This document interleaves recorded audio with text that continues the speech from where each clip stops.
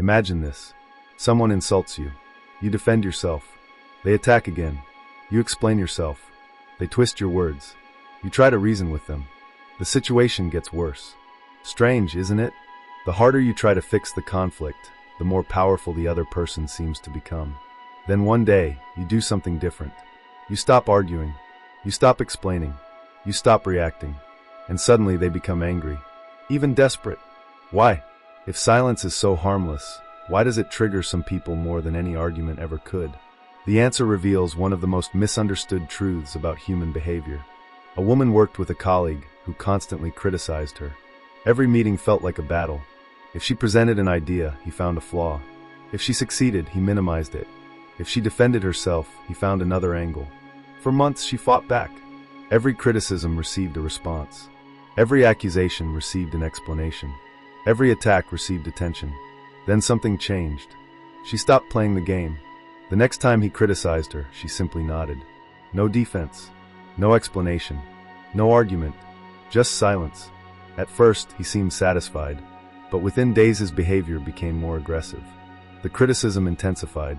The provocations increased. He started creating new conflicts where none existed before. Why would someone become more upset when they are no longer being challenged? Because the conflict was never the reward.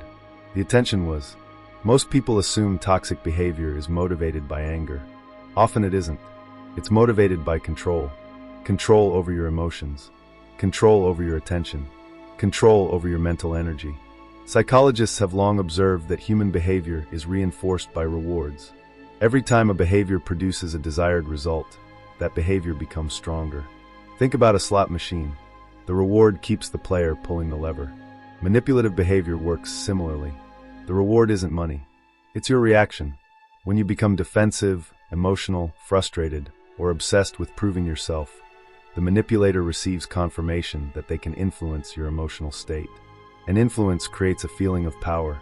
The moment you stop reacting, the reward disappears. Suddenly the machine stops paying out. Silence creates uncertainty. And uncertainty is uncomfortable for people who need control.